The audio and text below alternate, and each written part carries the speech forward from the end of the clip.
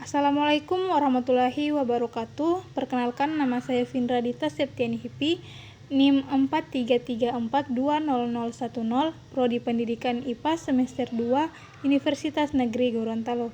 Pada video kali ini saya akan membahas mengenai COVID-19 dikaitkan dengan bela negara.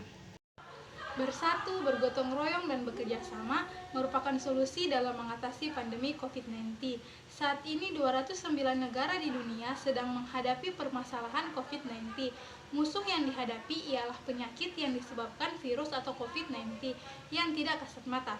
COVID-19 ini menyebar sangat cepat sehingga World Health Organization atau WHO pada 11 Maret 2020 menetapkannya sebagai pandemi. Masyarakat saat ini hidup dalam situasi takut, bingung, tegang, dan emosional. Takut terpapar COVID-19, takut kalau nanti jatuh sakit dan berujung pada kematian. Sementara itu, sebagian besar masyarakat dituntut tetap harus bekerja guna pemenuhan kebutuhan hidup dan perekonomian keluarga. Prioritas berbagai langkah untuk mencegah penyebaran virus ini pun sudah dilakukan.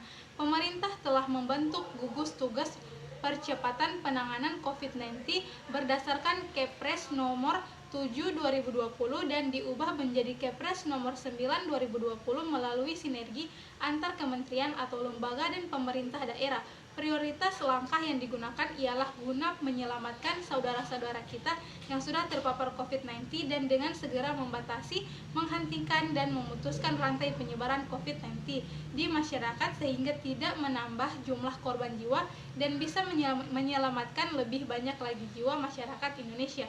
Salah satu penyebab cepatnya penularan COVID-19 yang paling susah diantisipasi ialah orang tanpa gejala atau OTG.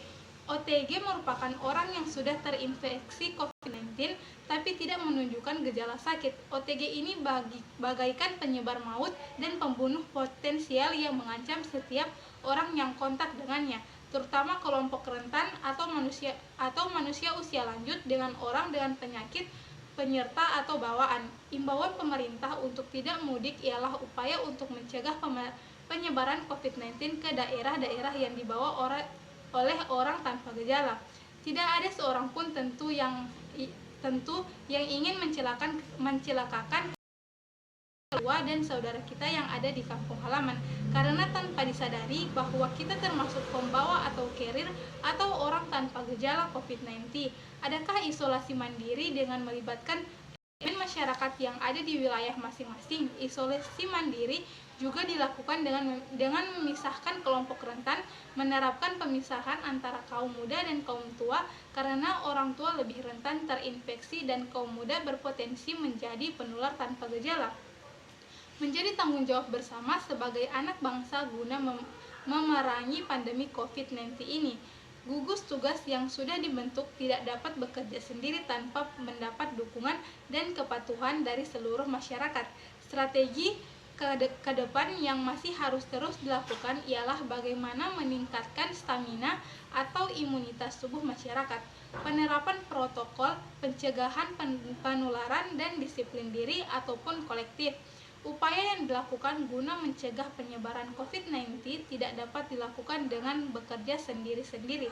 Perlu adanya kolaborasi Pentahelix berbasis komunitas antara pemerintah, peneliti, dunia usaha, masyarakat, media, mulai tingkat pusat, provinsi, kabupaten atau kota, sampai desa atau kelurahan.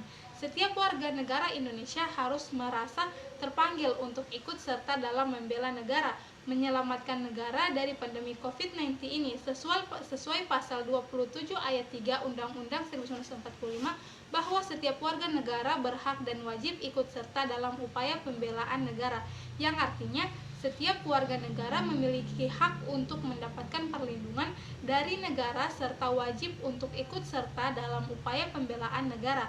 Membela negara bukan hanya dalam wujud perang bersenjata, melainkan juga dalam perang melawan COVID-19 dengan berbagai cara dan daya yang dimiliki tiap-tiap individu. Sekian, hanya itu dari saya. Wassalamualaikum warahmatullahi wabarakatuh.